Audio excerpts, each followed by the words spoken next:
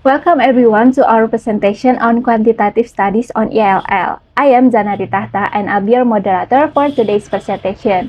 But I'm not alone, I'm with my friends and they are Nazifa Madina, Sabrina Rahmi and Yusuf Fajar Nuryanto. And today we explore the process of conducting research using quantitative and qualitative approach to understand its significance and navigate ethical consideration.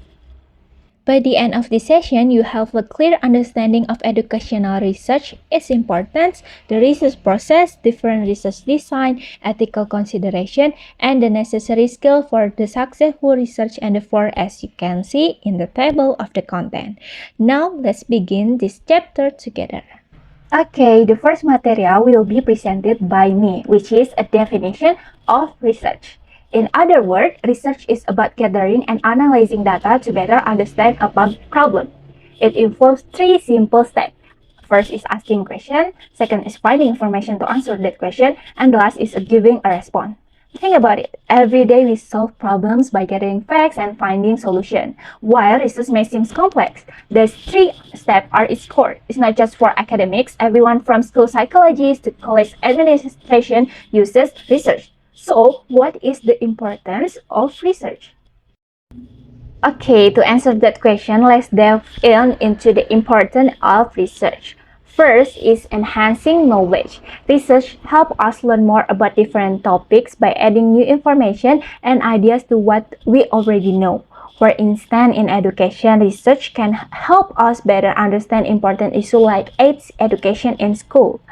Second is improving practice. Research finding can also help teachers become better at what they do. By learning about new methods and strategies tested in different situations, educators can improve how they teach, which ultimately benefits students and their learning. And the last is informing policy debates. Research provides policymakers with real facts and data to help them make educational policy decisions. When policymakers look at research findings, they can better understand different perspectives and make informed choices on important issues like welfare and school choice.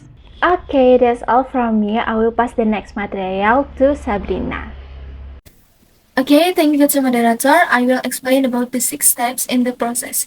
When researchers conduct a study, they process through a distinct set of steps. Years ago, these steps were identified as the scientific method of inquiry. Kerlinger, 1972, Reedy and Ormrod, 2001. The process of research consists of 6 steps. Okay, step number 1 is identifying a research problem. In the earliest stage of the research study, identification of the research problem is an important step that involves selecting the topic to be researched, developing the rationale for studying it, and suggesting the importance of the study to the specific audience that will read the report. By defining the problem, the subject to be researched is limited and attention is focused on a specific aspect of the study. Step number 2 is reviewing the literature. Reviewing the literature is an important step in the research process. Reviewing the literature means finding summarized books, journals, and then index publications on a topic, selectively choosing which literature to include in your review, and then summarizing that literature in a written report. The skills required to review literature developed over time and which practice. You can learn how to find journal articles and books in academic libraries, access computer database, select and evaluate the quality of research on your topic and summarize it in a review. Okay, step number 3 is specifying a purpose for research. If your research problem covers a broad topic, you need to focus in order to study it. A focus statement of purpose is a statement of purpose that conveys the overall purpose or intent of your research. As the most important statement in your research, it indicates the type of research you expect. Research objective involve in identifying the main goal of purpose of a study and narrowing it down to specific research questions or hypotheses. The purpose statement contains the main focus of the study, the participants in the study, and the location or site of the study. This purpose statement is then narrowed down to research questions or predictions that you will answer in your research. Step number 4 is collecting data. Data collections is an important step in the research process to obtain answers to research questions and hypotheses. It involves identifying and selecting individuals for study, obtaining permissions from them, and collecting information by asking questions or observing their behavior. The main things to note in this process is the need to obtain accurate data from individuals and place. This step will result in a collection for number, the scores, frequency of behaviors, or words, responses, opinions, and quotes. Step number 5 is analyzing and interpreting the data. Data analysis and interpretations is an important stage in the research process to understand the information provided by the individuals in the study. It involves breaking down the data to determine individuals' responses and then putting it together to summarize it. Data analysis and interpretation involves drawing conclusions about the data, representing the data in tables, figures, and graphs to summarize it, and explaining those conclusions in words to provide answers to the research question. Okay, the last step is reporting and evaluating research. After conducting your research, you will develop a written report and distribute it to a specific audience, such as fellow teachers, administrators, parents, students who can use your information. Reporting research involves deciding on an audience, determining the structure of the report in a format acceptable to that audience, and writing the report in a way that is sensitive to all readers. Audience for research will vary from academic researchers contributing to an reading journal article to supervisor and committees reviewing masters, theses, and dissertations to personnel in educational institutions and school districts looking for research reports on timely topic. Okay, thank you. I return to moderator. Thank you, Sabrina. Now we'll move on to the next material that will be presented by Yusuf. Thank you to the moderator. And this section I will explain about the characteristic of quantitative and qualitative research in each of the 6 steps. Then I will explain first about quantitative research characteristic. In here, in quantitative research, there are 6 major characteristics. So number 1 is by using trend to describe a research topic. By doing this is the best way to address your research problem. Your research question. Second major is giving the literature a significant role by recommending research questions supporting the research problem and establishing the necessity for the study's direction. So you must use the literature to support your research problem by demonstrating the significance of the topic that you going to investigate. So number 3 is formulating precise, measurable, observable purpose statement, research question, and hypothesis. So in here, your research question need to specific and narrow question. By doing this, you can obtain measurable and observable data on variable. And then number 4, using tool with pre-programmed question and respond to gather numerical data from a large number respondent. Number 4 major, it means you using data collection. When you doing data collection, use instrument to measure the variable in the study. And this instrument is a tool that measuring, observing, and documenting quantitative data. And then number 5, using statistical analysis to analyze trends, compare group, or relate variable. So in here, after you collect the data, you need to analyze and to analyze the data using mathematical process, because it is quantitative research.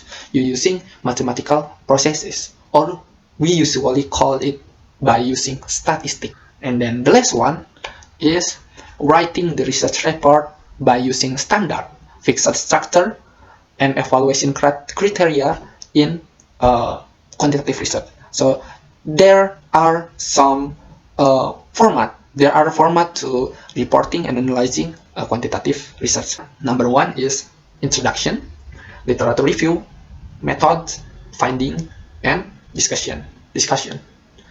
And that's it for the number one.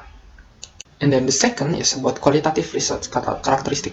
So in here, it's same. There are 6 measures in qualitative research. Number one is about investigating a problem and gaining true understanding of central phenomenon. So in here, you need to address your research problem, which the variable are still unknown or need to be explored.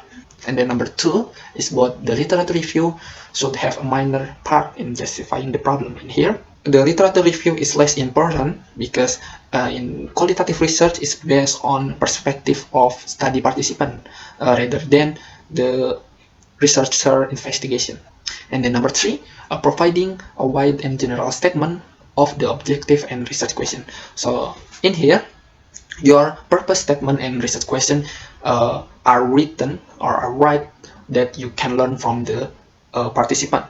For example, like you ask a high school instructor by professionalism. So you ask, what does it mean to be professional? And then the respondent or the teacher answer the question, and you can provide the qualitative data with such as quotation, or you can focus by how they respond about the question. Number four, gathering verbal input from a small group of participants and gain insight. So in here, in qualitative data, you collect data from study of participant or create procedure. Is known as protocol. So you need to using this protocol to collecting your data by like documenting protocol or observing protocol. And then number five, using text analysis to analyze this data for description and themes and interpret the finding. So when you analyzing data, you need to narrative and specific with your data collection. You may discuss or explain about how your experience and cultural background, and you can interpret conclusion to drawn in your study. And then the last one is writing the report with flexible, evolving, and evaluating criteria. It's same, it's almost same. The number 6 like quantitative. But in qualitative research, there are different formats. For example, like in qualitative report include significant data collection to highlight the complexity of event and processes. You may find a missing procedure or missing format in qualitative research, because in good qualitative report, it needs to be realistic and compelling in order to convince the reader that the study is true and reliable. Okay, that's it for the second. Okay, third submaterial is about the similarities and differences between quantitative and qualitative research. In similarities between them, they have same 6-step research procedure, and also there is another similarity in how the data collection technique. Let's go to the differences. There are some differences between quantitative and qualitative research. So in quantitative research, the research problem section is wide. The type of question or hypothesis answered in the study. Qualitative research, the research problem discuss how often used to establish the key idea is important. And then there are more for data analysis. In data analysis, there are a difference too. In quantitative, using numerical data by mathematical section or statistic, and in qualitative is more like examine the word to classify them into bigger meaning of comprehension such as code categories of them. So it's more like a narrative than numerical, because it's in order to convince the reader in qualitative research. Maybe that is the differences between similarities and differences between qualitative and quantitative research. Okay, the last one is about research design associated with quantitative and qualitative research. So this design is about the data collection and so on. So in quantitative research design, there are 3 design you can use. Number 1 is experimental design. In here is you measure by sending group to a set of activities, and then you using design allow you to assess an activity or material effect to your participant outcomes. So you using experiment to collect your data. And then number 2 is correlation design. In here, you using correlation analysis to determine the degree of association or relationship between 2 or more variables. So you indicate the 2 variables are related or can predict to one another by investigating a single group rather than 2 or more group. And then number 3 is survey design. So in quantitative research, you're using survey to question or giving a survey to a small number of people in order to uncover their pattern, attitudes, opinion, behavior, and so on. And that's it for the quantitative research. And also there are some research design for qualitative research. There are 3 design in qualitative research. Number 1 is grounded theory. So in grounded theory is used by researchers to provide a broad explanation. This is by using a process, action, or interaction between individuals. Usually, you collecting data by interviewing. Design number 2 is ethnographic design. So you describing, analyzing, and interpreting a cultural groups. So by long-term pattern of their behavior, beliefs, and language. And the last one is narrative research design. So the researcher is describe people's life, how they gather and tell stories about them, and you write about their experience. And then also there are special cases when you combine quantitative and qualitative research design. So there are 2 design when you using both approach. So number 1 is mixed method design. In here, the technique in mixed method, you using gathering, analyzing, and combining quantitative and qualitative data in a single study. So you need to focus which type data you need to gather first, so, and how you mix the data, whether you would utilize your theory to guide your research. And then the last one is action research design. So in action research design, you using systematic, or the researcher using systematic technique used by teacher to collect quantitative and qualitative data in order to enhance or improve their educational environment, like the way of teaching or student learning. Maybe that is for me. I will return in to moderator. Thank you, Yusuf. Now is the last material that will be presented by Nazifa. Okay, thank you to the moderator. Next, we will discuss about the important ethical issues conducting research. So, as you can see in the PPT, an important ethical consideration in research is to prioritize the well-being and autonomy of participants while ensuring fairness in the distribution of risks and benefits, as outlined in the 1978 Belmont Report. And the important ethical issues is conducting research include the respecting audience and using non-discriminatory language. All educational researchers need to be aware and anticipate ethical issues in her research. This awareness arises from historical research authorities such as the treatment of individuals in Nazi Germany and the euthanasia Task G simply studies. Belmont Report outlined 3 basic principles. The first is beneficence, or maximizing good outcomes and minimizing risk. Respect for participants is for protecting autonomy and ensuring informed, voluntary participation. And the justice is to fair distribution of risks and benefits. And this is the five principle of Belmont report. The first is institutional review boards. These boards play a crucial role in ensuring that research involving human participants meets ethical standards. They review research proposals to assess the potential risks to participants and ensure the proper procedure are followed to protect their right and well-being. The second is about professional association. Ethical guidelines provide by professional association over additional support and standards for researchers to follow.